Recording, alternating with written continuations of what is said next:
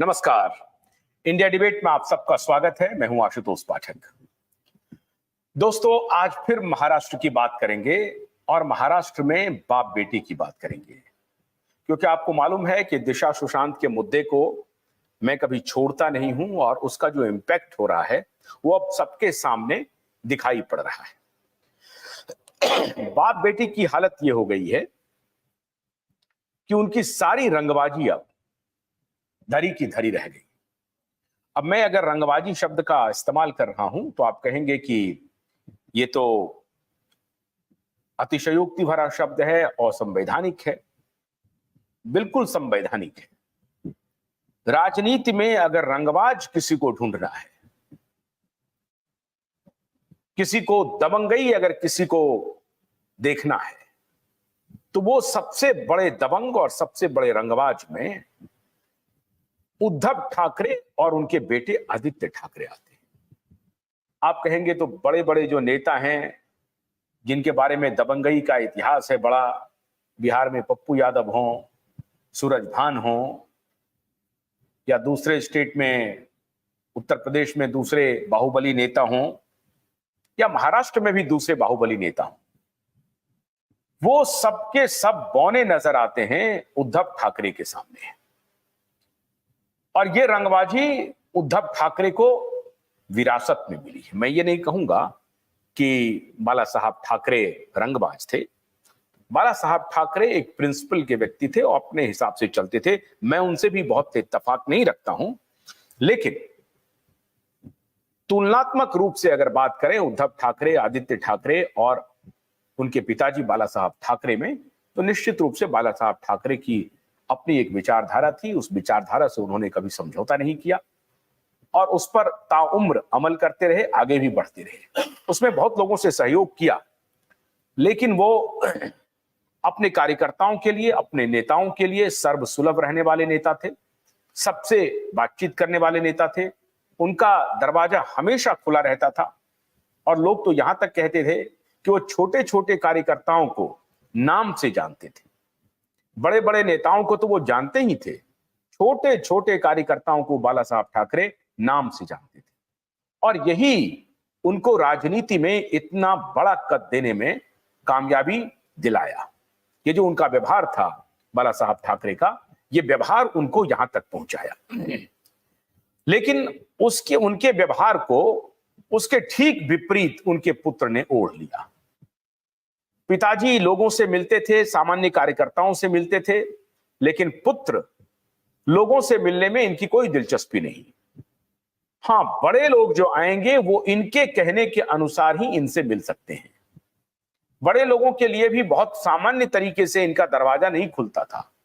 बहुत जद्दोजहद करनी पड़ती थी, तब बड़े लोग इनसे जाकर के मुलाकात करते थे।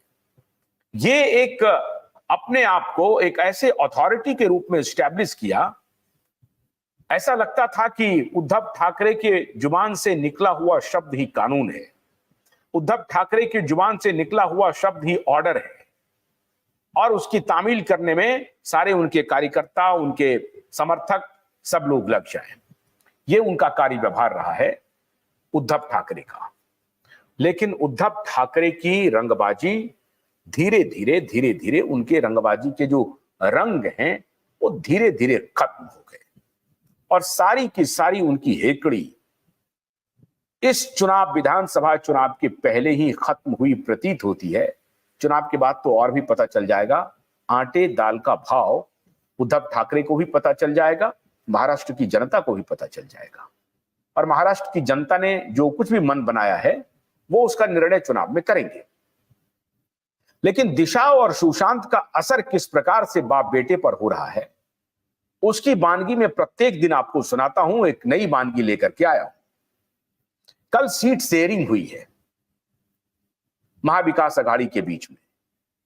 255 सीटों पर लगभग बात बन गई है और तीनों पार्टी, शिवसेना उद्धव, एनसीपी शरद पवार और कांग्रेस पार्टी, ये तीन बड़ी पार्टियां महाविकास अघाड़ी में शामिल हैं। और छोटी पार्टियों में समाजवादी पार्टी, अभी समाजवादी पार्टी का एनसीपी के साथ अलायंस है, फिर अन्य जो पार्टी है, छोटी छोटी पार्टियां, उनका इक्के दुक्के वो भी अलायंस है। तो 255 सीट पर बात बनी। अभी 30-32 सीट और बाकी है।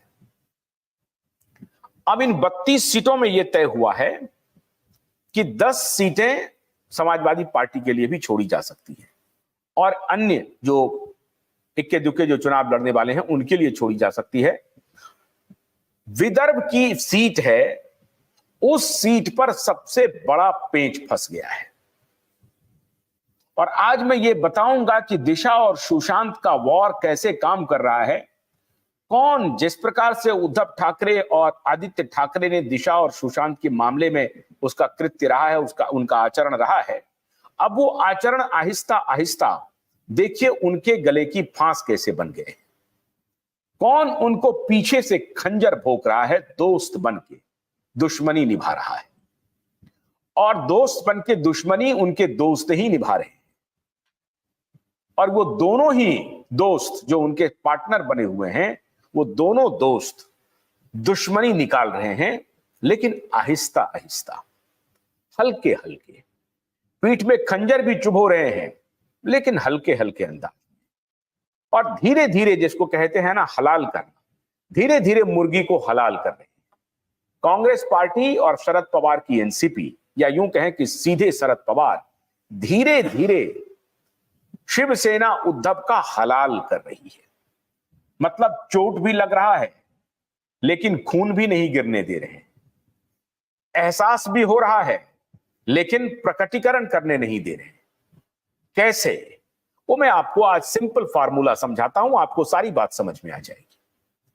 भारतीय जनता पार्टी की जब पार्टनर थी शिवसेना उद्धव, क्योंकि अब शिवसेना कह देना ठीक नहीं होगा, शिवसेना एकनाथ शिंदे की भी शिवसेना है और वही असली शिवसेना है। उन्हीं के पास असली निशान है शिवसेना का जो पार्टी सिंबल था पुराना, वो पुराना सिंबल अब एकनाथ शिंदे की पूंजी हो गई है। एकनाथ शिंदे की जो शिवसेना है उसकी पूंजी हो गई है। इसलिए मैं शिवसेना उद्धव कह रहा हूं। शिवसेना उद्धव की जो अलायंस थी भारतीय जनता पार्टी के साथ, 2019 का को मैं आपको जिक्र कर रहा हूं। 2019 में शिवसेना उद्धव को सीटें मिली थी पार्टनरशिप में 124, और इस बार महाविकास अघाड़ी में उन्होंने कोशिश की कि 120-125 सीट पर तो वो जरूर लड़े, लेकिन कांग्रेस पार्टी और शरद पवार ने उनको उनकी औकात बता दी। जब भारतीय जनता पार्टी के पार्टनर थे उद्धव ठाकरे, तो 124 सीट पर मुकाबला हुआ। 288 सीट था उस वक्त भी, आपको याद होगा। जबकि भारतीय जनता पार्टी का स्ट्राइक रेट अधिक रहा। 124 सीट पर शिवसेना उद्धव लड़ी, 56 जीत करके आए। आधे से अधिक सीट शिवसेना उद्धव ने गंवाया। इसकी उस वक्त भी कोई हैसियत नहीं थी इन दोनों बाप बेटा की। लेकिन ये कितने एरोगेंट थे, कितने रंगबाज थे, उसका मैं आपको उदाहरण देता हूं। भारतीय जनता पार्टी जिसकी केंद्र में सरकार हो, भारतीय जनता पार्टी जिसके विभिन्न राज्यों में सरकारें, देश की सबसे बड़ी पार्टी, उस पार्टी के बड़े नेताओं में से एक, और तब तो वो राष्ट्रीय अध्यक्ष भी थे, बड़ी पार्टी। इनकी रंगबाजी का नमूना मैं आपको बताता हूं, और कैसे दिशा और सुशांत का फैक्टर काम कर रहा है यह आपको समझना पड़ेगा। सबसे बड़ी पार्टी देश में भारतीय जनता पार्टी, उसके राष्ट्रीय अध्यक्ष को ये दोनों बाप बेटा कहते थे कि अगर मीटिंग करनी है तो आपको मातोश्री आना पड़ेगा। उद्धव ठाकरे अपने आवास से बाहर देश की सबसे बड़ी पार्टी के राष्ट्रीय अध्यक्ष से बातचीत करने के लिए तैयार नहीं। देश के सबसे बड़ी पार्टी के बड़े नेताओं में शामिल अमित शाह से बाहर में बातचीत करने के लिए तैयार नहीं। और कई बार ऐसे मौके आए जब अमित शाह को लगा कि हमें मातोश्री नहीं जाना चाहिए। बहुत वरिष्ठ नेताओं ने उन्हें सलाह भी दी महाराष्ट्र में कि आपको मातोश्री नहीं जाना चाहिए, ये आपके कद को छोटा करने की बात है। किस अहंकार में बाला साहब के पुत्र